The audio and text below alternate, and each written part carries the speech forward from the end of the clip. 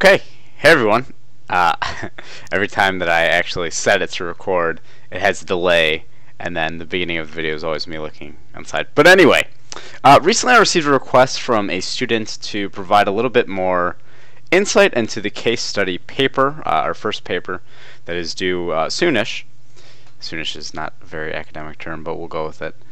And so I thought it would be beneficial because I've provided instructions face-to-face in most of my classes. I figure we might as well provide a video for the case study paper, which is a very good opportunity for you to practice writing and reading and applying very theoretical or abstract ideas from the actual studies that we've been reading into a paper that involves some sort of case analysis and then recommendations, which for a lot of you is very different.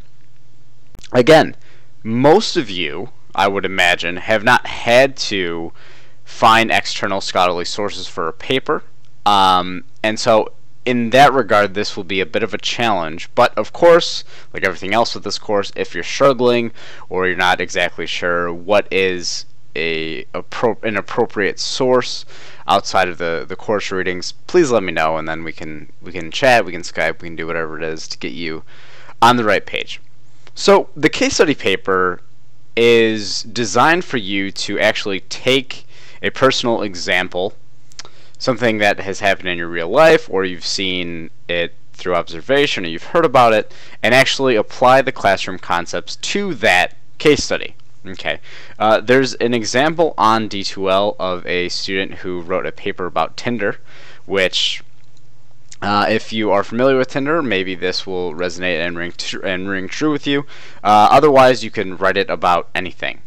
I would highly recommend not writing it about Catfish, just for my own sanity. I have read so many papers about Catfish, and I have watched every episode of Catfish, that at this point I would just rather you didn't. But if that is the only way that you're able to accomplish the assignment, I might give you a pass, sort of grudgingly. So let's talk about some of the components of this paper that are very similar to other papers, hopefully that you've written before. Starting, of course, with the structure of it. Like most papers, there is an introduction, excuse me, a body, and then some sort of conclusion that wraps everything together. Okay, and I've included links in the description below, and also on our D2L page for you to click examples from Purdue. If you've ever accessed that website, that gives you a really good understanding of what an introduction and conclusion looks like. So first, what you need to do is you need to figure out, what the heck am I talking about? What is it in my real life that I've found that I think, hey, as I'm reading and as I'm participating in discussions each week, I always come back to this one idea of X. Okay, typically what I've found to be true that has worked for me in my research is as I'm reading articles, I usually will make a connection to an experience that I've had. So for instance, if we're going through the article, let's just say the Duran article, when they're talking about autonomy versus connection with mobile phones and romantic relationships. As I was reading that article and as I posted it for you all to read, I was relating it back to previous romantic relationships that I've had and how we had maybe complications because of lacking enough calling time, lacking enough texting. Okay, and again, you might find that with something from the overview of communication technology section, or interpersonal communication, or impression management as we're approaching it this week. Whatever it is that rings true with you, you should use that as an example, because one, it'll be easy, hopefully, for you to relate and to have enough content for a 4 to 5 page paper, double spaced. But again, if you want to go outside of something that is within your comfort zone, if you're talking about the same types of things in discussion and you want to just go ahead and try something different, go for it. Okay, so again, we have the introduction, which is attention-getting device. Here's a little bit of context as to why it's important to talk about communication technologies or whatever it is that you're talking about, and then some sort of preview sentence, a thesis if you will, that encapsulates, okay, this is what I'll be talking about as I'm moving forward. First, I'll provide a case analysis to help set the stage, then I'll talk about these recommendations, and then finally, I'll wrap it up in the conclusion. And of course, the conclusion is essentially the introduction in reverse, where you say, okay, this is what I've talked about, here is the main takeaway, sort of summarizing it like we have, if you go ahead and look at any of the articles that we've read so far for class, notice how the conclusion is usually a very brief synopsis of what was talked about, and then a nice takeaway. Okay, and then in the introduction we have an attention-getting device to help set the stage for us. We can pay attention. And in the conclusion, we have a nice send-away. Okay, so what is it that we should really be thinking as a reader? So me, for instance, what should I be thinking? What should I walk away from this paper, and if I could explain it to someone in a brief sentence, what would that look like? Okay, and just think about that as you're writing the paper. In my experience, it helps to write something on the side as you go. Okay, that would be a good way to summarize it, or this is a really important sentence that I think sets up the entire framing of my arguments. I'll put that on the side. I'll write it in a separate document or on the bottom of my current document, and I'll say, okay, this is what I intend to be the main takeaway. So on to the actual meat of the assignment itself. The case analysis requires you to cite at least 2 peer-reviewed sources outside of the content that we have covered in class. Now, that doesn't mean that you're to not use the information we use in class. In fact, I highly recommend that you cite and use the articles and the main takeaways from those that we've talked about through the discussions. At this point, hopefully, you have a pretty intimate knowledge with articles that we've read and we've talked about because you've posted a thread or you've responded to someone's thread on the discussion section. So please go ahead and use those resources that we have. But again, keep in mind a minimum of 2 peer-reviewed sources outside of the classroom that pertain to your topic. So, going back to the example of the Duran article, if you are wanting to talk about an issue that you've had in a relationship as a result of texting or talking on the phone, you use those keywords in the search. I'm giving you the benefit of the doubt, thinking that you've utilized UWM's library, which is excellent. Even the digital library, if you're scared of the physical presence of it. But you can go ahead and use that to your advantage. Use those peer-reviewed. You can use Google Scholar. You can use anything that allows you to access these peer-reviewed articles. So again, the case analysis is pretty straightforward. You need to demonstrate how the information we've talked about in class, information from the actual articles that you found, help to illustrate why it is that we should research or really focus our attention onto this problem. Again, in most instances, and there's an exemplar, what you would do is you would say, okay, here's a situation that I found myself in, and this is what research says about it. So again, going back to this idea of Tinder or maybe texting with a significant other, this is an issue that I've encountered. When my significant other and I have been talking on the phone or texting or whatever it is, we've experienced that there is some sort of relational turbulence. And so I can relate that relational turbulence to an article by Duran, to other source that you find, that helps to provide some sort of clarity as to why it is that people experience such duress or distress while interacting with other people, specifically the significant other. So the case analysis is you putting forward your arguments as to what it is that you've observed or experienced, and then relating the literature back to that. Okay, I struggle texting my fiance. And that's actually not surprising because of the proximity between her and I. And the reason why it's not that surprising is because article Y and Z and F said this and that. Okay, so again, make your argument as to why we should even pay attention to you in the first place. And then after that, what you do is link it to the literature. Couples have issues. We know that to be true. When you add, let's say, texting into that relationship, it becomes more challenging. And there are tons of articles out there that help reinforce that idea. You just need to find them. And that's the effort part of this is actually more important in a lot of ways than the fully thought out topics. Because you going forward and finding articles that relate to what you're talking about helps to frame your argument in itself. Okay, so that's the case analysis. You want to be able to find literature that helps you reinforce the arguments that you're making. Talk about why we should really care. How does the research really reinforce or help us to understand the case that you're talking about? And then, after we've done that, we move on to the second portion of the assignment, which is the recommendations. Now, the recommendations should, in theory, be an attempt at you saying, okay, here's what the case study was. This was an issue or something that I personally experienced or observed, and this happened and it made me upset, or I observed that someone was upset, and the literature sort of reinforces why people get upset or why it might be a struggle for people in this circumstance.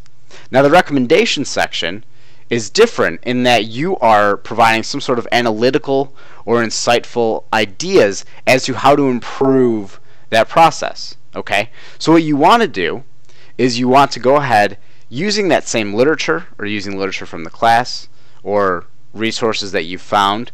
What you want to do is you want to go ahead and make recommendations as to how to improve the issue that you're talking about. So for instance, if the issue is that people are struggling in romantic relationships when texting, what would the literature say be the best approach to fix this issue that you've talked about for the entire paper?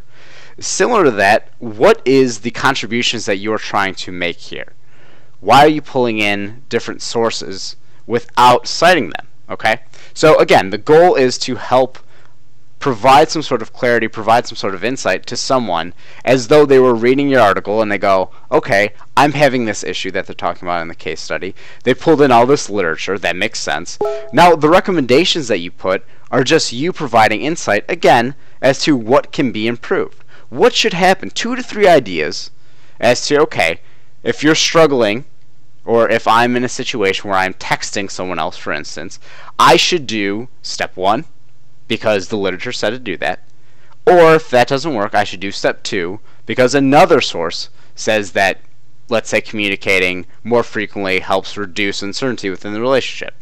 Okay, that might be an article out there for you to find. And again, you can find this in a variety of, by looking up a variety of keywords within the UWM database, and that is beneficial to you. Just to give you a really quick example, I pulled up, my eyes are sort of shooting all over the place because I'm trying to find this article.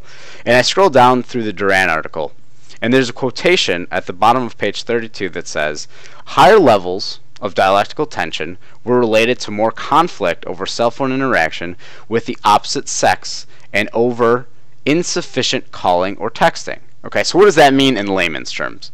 Essentially, people experience these dialectical tensions with opposite sex significant others when one of the people in the relationship perceived there wasn't enough calling or texting. On face value, you're probably sitting there thinking, well, yeah, people were probably experiencing this issue of autonomy versus connection or connectedness because the person that you are dating, that you're Facebook official with, isn't calling you. Of course that would be an issue. Why wouldn't that be an issue? If you have an expectation within a relationship that person will call you 5 times throughout the week, every night, Monday through Friday, and they stop doing that, of course that would cause some sort of uncertainty. So your recommendation would probably be something to the effect of, knowing that a lack of calling and texting can cause more dialectical tensions within a relationship, those people should set guidelines or rules within the relationship. Now, that doesn't mean that they have to go ahead and say, okay, you need to call me at this time, because that might cause some conflict. But instead, if someone is in a relationship and they want to have sustained success, what they should consider, not necessarily what they should do, but what they should consider is that they need to set up guidelines. And that oftentimes those explicit guidelines are helpful, whereas some of us might be operating under the assumption that the implicit rules within the relationship are a bit troubling. We have these expectations, but we don't convey them, and that in itself, of course, causes problems. So that's the recommendation section. And finally, in terms of point values, I'm looking at the writing guidelines here. Writing and style. Is your writing error-free? Are you using contractions? If you are, don't. Control F and hit the apostrophe within the document to see if you are using contractions. Please do not use them. If you're using informal language, such as, and like, I just can't believe he would do that thing. If I see thing, I automatically go to thesaurus.com and I look up what would be the appropriate language here. That is not the word thing or stuff. Again, this is a 300 level course. We're here to challenge you to write and to research information that you might not have ever done. And if it's your first time with a paper like this, I get it. Let me know and I'll help you out. We'll figure out how to get your scholarly sources. Okay? So again, theoretically, and there's an exemplar, it would be an introduction, an attention-getting device, hey, this is some crazy phenomenon that I had, this is why you should care about it, and this is what my case analysis will be focusing on, and then towards the end I'll provide recommendations before wrapping it up. Then, of course, you get into the case analysis. This is a phenomenon or an experience that I had. Okay, I struggled with it, and as a result, this is what literature says about people who are struggling with similar phenomenon. And finally, the recommendations. Okay, people shouldn't have this issue. The literature says there are easy ways to fix problems in relationships when mediated communication is involved. People should do X, Y, and Z, and typically what you would do is with each recommendation, 2 or 3 of them, you would reference literature from either the class or from one of your 2, hopefully 3, outside sources. Here's a recommendation, and it's not just a recommendation because I thought it would be a really good idea. It's a recommendation because it's grounded in literature. A scholar went ahead and said, okay, this is a way to combat this issue or this phenomenon. And then at the tail end of it, conclusion, wrap it all together. This is what was talked about. This was the case analysis. This was the recommendation. Here's the 1-sentence send away that you go, aha, beautiful, beautiful literature. Just absolutely perfect. 50 points out of 50 points. I'm so glad I read this, which I hope to be the case more often than it's not. And that's about it. That's the case study paper. I apologize if it was a little bit long-winded. The syllabus itself is very concise, which one of the writing tips. But I thought to give you a more elaborate example of this might be beneficial. And if it was, awesome. I'm glad I could help. And if it wasn't, send me an email and we'll figure out what it is that we need to do. Maybe it's a Skype call. Maybe it's just interactions via email that help you provide or help me provide you with some sort of clarity. But again, more information below. And then also on D2L, I'll post pretty well in terms of structure, introductions, conclusions. Just different resources that you should look at before you go ahead and start your paper. Okay? And that's about it. Thanks for listening.